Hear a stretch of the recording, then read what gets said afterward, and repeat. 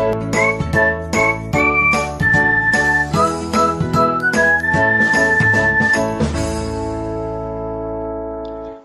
semuanya, pada kesempatan ini saya ingin membuat video yang bertujuan untuk memenuhi ujian akhir semester mata kuliah Inovasi Pendidikan yang diampu oleh Bapak Dr. Haji Dadang Rahman Munandar MPD. Saya Erlita dari kelas 6A dengan NPM 1810631050 Program Studi Pendidikan Matematika Fakultas Keguruan dan Ilmu Pendidikan Universitas Singapura Bangsa Karawang. Mari kita lihat videonya. Nah, pada video ini saya mengacu pada RPP yang telah saya buat, yaitu mengenai materi himpunan. Ada 4 pokok yang ingin saya bahas. Yang pertama itu ada kegiatan pendahuluan, yang kedua itu ada kegiatan inti, yang ketiga ada kegiatan penutup, dan yang keempat ada sistem penilaian. Mari kita lihat videonya. Nah, sebelum masuk ke dalam kegiatan pendahuluan, video ini mengangkat mata pelajaran matematika dengan satuan pendidikan SMP Negeri 5, kelas 7 semester ganjil dengan materi pokok himpunan.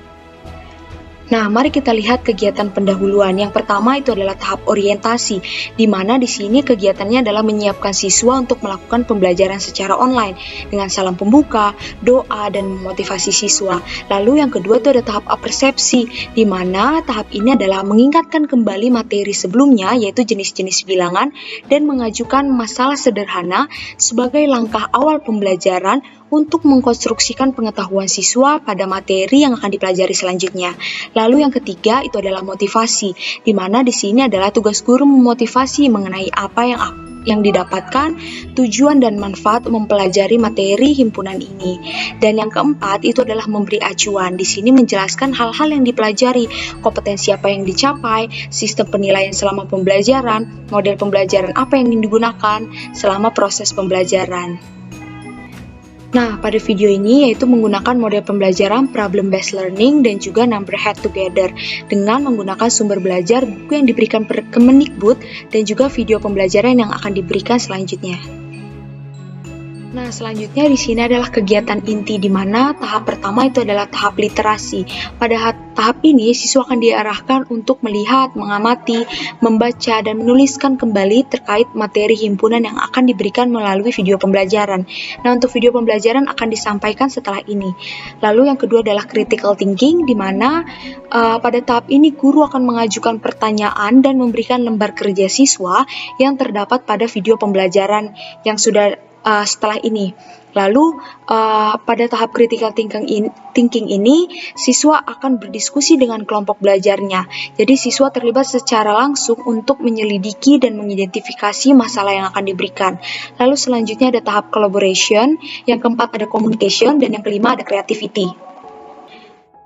Selanjutnya untuk sistem penilaiannya yaitu ada 3 tahap, yaitu dengan penilaian sikap, yang kedua ada penilaian pengetahuan, dan juga yang ketiga penilaian keterampilan. Nah, setelah ini akan ada video pembelajaran, jangan lupa disimak ya.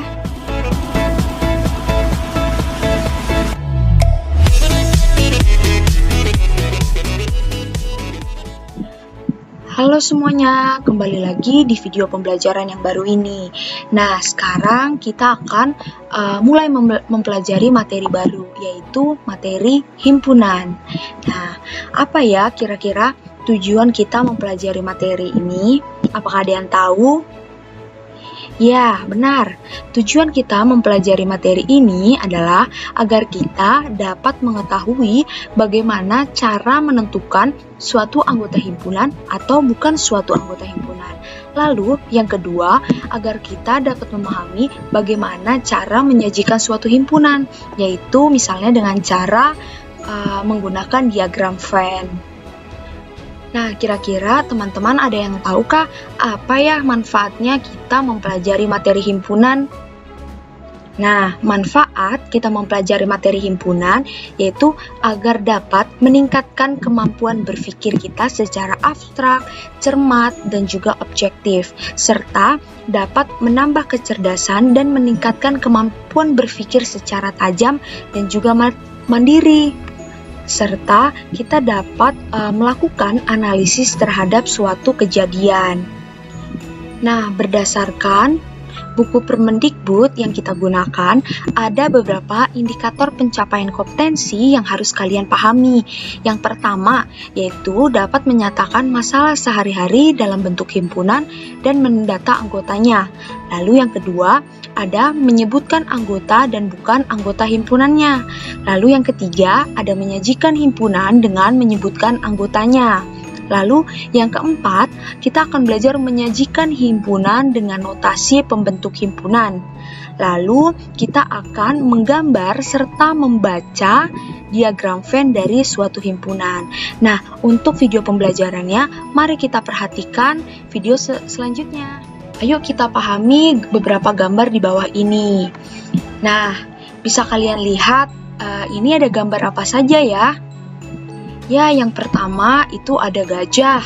Lalu yang kedua itu ada hewan badak bercula satu. Lalu yang ketiga itu ada gambar apa ya? Nah, lalu selanjutnya itu ada jerapah. Nah, untuk kalau misalkan kalian lihat, hewan-hewan ini dapat kita kelompokkan berdasarkan apa ya? Iya, benar. Nah, ini merupakan kumpulan hewan berkaki 4. Lalu selanjutnya, ayo kita lihat lagi. Nah, di sini ada angka-angka nih. Ada 0, 1, 2, 3, 4, 5, 6, 7, 8, 9. Kira-kira ada yang masih ingat tidak materi bilangan sebelumnya? Ini tuh merupakan kumpulan bilangan apa ya? Iya benar, ini adalah kumpulan dari bilangan cacah. Selanjutnya, kita ingat-ingat lagi yuk materi bilangan sebelumnya. Nah, di sini yang pertama itu ada angka 1, 3, 5, 7, 9. Menurut kalian ini merupakan kumpulan bilangan apa ya? Lalu selanjutnya di sini ada 2, 4, 6, 8, 10. Kira-kira itu bilangan apa ya? Ya benar, yang 1, 3, 5, 7, 9 ini merupakan kumpulan dari bilangan ganjil. Lalu yang 2, 4, 6, 8, 10 itu merupakan kumpulan bilangan genap. Nah, kira-kira berdasarkan ilustrasi ini ada yang tahu apa ya himpunan itu?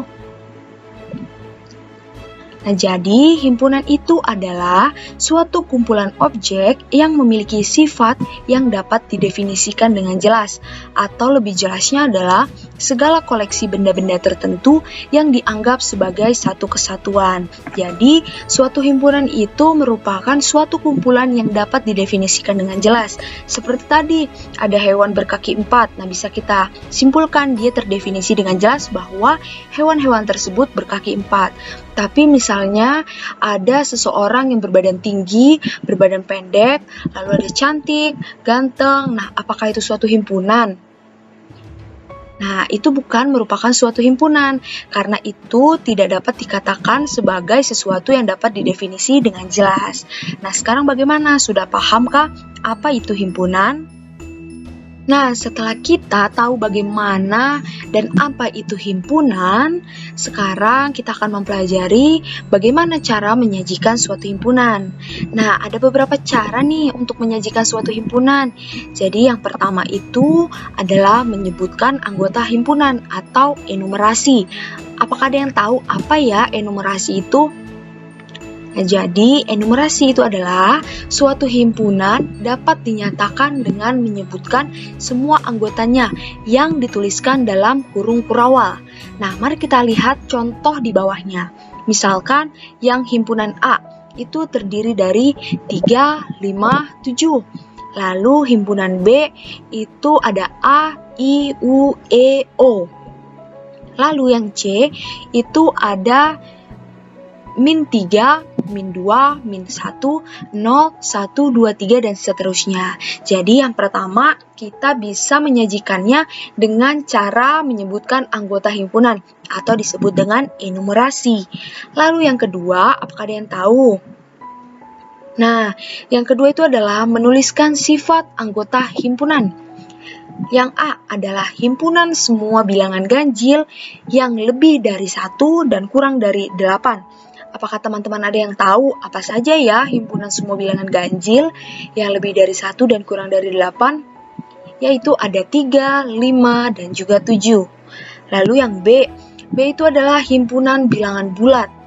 Nah, untuk bilangan bulat, kita ingat-ingat lagi ya di materi sebelumnya apa sih bilangan bulat itu? Lalu yang C adalah suatu himpunan huruf vokal. Nah, itu tadi sudah kita ketahui dua cara menyajikan suatu himpunan. Nah, selanjutnya cara ketiga bagaimana ya? Nah, yang ketiga itu adalah dengan membuat notasi pembentuk himpunan. Jadi, suatu himpunan dapat dinyatakan dengan menuliskan syarat keanggotaan himpunan tersebut.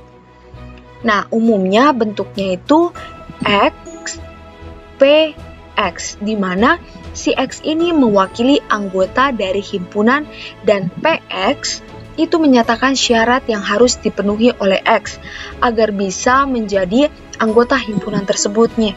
Nah, untuk contohnya bisa kita lihat pada bagian di bawah ya. Sebelumnya kan kita sudah mengetahui apa itu diagram Venn ya. Sekarang mari kita amati diagram Venn di bawah ini.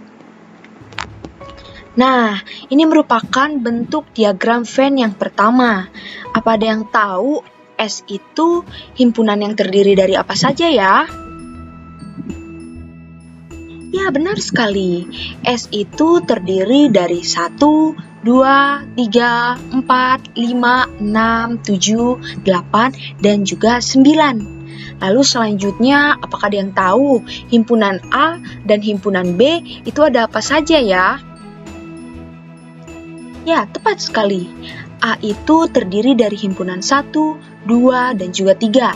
Sedangkan yang B itu terdiri dari himpunan 4, 5, dan juga 6. Nah, jadi himpunan tersebut jika digambarkan dalam bentuk diagram Venn itu seperti gambar tersebut. Nah, selanjutnya untuk gambar yang kedua, mari kita amati lagi. Nah, ini merupakan bentuk diagram Venn yang kedua. Selanjutnya, apakah ada yang tahu semesta dan himpunan A, B itu ada apa saja ya? Ya, tepat sekali. Untuk himpunan S atau semestanya itu terdiri dari himpunan 1, 2, 3, 4, 5, 6, 7, 8, dan juga 9. Sedangkan untuk himpunan A itu terdiri dari 1, 2, 3, dan juga 4. Sedangkan untuk himpunan B-nya, apa ada yang tahu? Ya, tepat sekali, yaitu ada 4, 5, 6, dan juga 7. Nah, di dalam A dan B itu terdapat irisan. Apa ada yang tahu irisan dari A dan B itu apa? Ya, benar. Irisan A dan B adalah 4, karena dia ada berada pada himpunan A dan juga himpunan B. Nah, untuk selanjutnya, mari kita lihat lagi diagram Venn selanjutnya.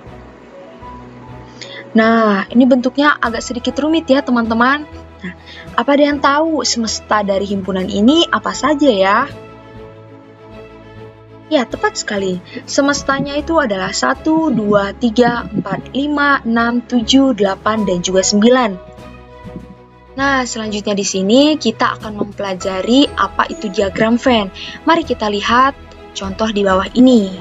Nah, ini merupakan suatu yang namanya diagram Venn. Ada yang tahukah S itu apa? A itu apa? B itu apa? Ya, benar. S itu merupakan himpunan semesta. Himpunan semesta itu adalah menggambarkan total dari anggota yang sedang dibicarakan. Lalu yang A itu adalah banyaknya anggota himpunan A saja tanpa B. Lalu yang B itu adalah banyaknya anggota himpunan B saja tanpa A. Nah, lalu yang 2 itu merupakan daerah yang merupakan milik himpunan A dan B atau A irisan B. Nah, yang 3 itu merupakan tadi anggota himpunan A saja tanpa B. Dan yang keempat itu adalah banyak anggota himpunan B saja, jadi dia tanpa A. Nah, untuk yang kelima itu adalah banyak anggota semesta tetapi bukan anggota A ataupun B. Nah, bagaimana sekarang kita sudah tahu kan apa itu diagram Venn? Lihat soal pemecahan masalah berikut. Nah, Hasil survei terhadap 35 orang penduduk di suatu desa diperoleh hasil sebagai berikut. 18 orang menyukai teh, 17 orang menyukai kopi, 14 orang menyukai susu, 8 orang menyukai minum teh dan kopi, 7 orang menyukai teh dan susu, 5 orang menyukai kopi dan susu, 3 orang menyukai ketiganya. Nah, sekarang buatlah diagram Venn dari keterangan di atas dan tentukan banyak warga yang menyukai teh, menyukai susu, menyukai kopi, dan tidak menyukai ketiga-tiganya. Nah, selanjutnya kalian kerjakan dulu ya, baru perhatikan gambar berikutnya. Nah, ini merupakan jawaban dari soal pemecahan masalah sebelumnya. Nah, ini bisa kita lihat ya dari diagram Venn di atas, banyaknya warga yang gemar minum teh saja itu ada 6 orang, lalu yang gemar minum susu saja ada 5 orang, yang gemar minum kopi saja ada 7 orang, dan yang tidak gemar ketiga-tiganya itu ada 3 orang. Bagaimana jawaban kalian, sudah tepat atau belum? Nah, yang sudah tepat, kalian luar biasa sekali. Nah, yang belum tepat, ayo kita pelajari lagi ya, agar menjadi lebih memahami apa sih yang dimaksud dengan diagram Venn itu. Nah, selanjutnya di sini aku memiliki beberapa contoh-contoh soal. Kalian diskusikan dengan kelompok belajarmu ya. Nah, untuk mengerjakan soal-soal berikut, kalian buat dulu kelompok belajar yang terdiri dari 3-4 siswa. Kemudian, aku akan memilih siswa secara acak untuk menyampaikan hasil diskusi kelompoknya melalui Zoom Meeting. Selamat belajar ya, sampai bertemu di Zoom Meeting yang akan linknya saya berikan pada Google Classroom.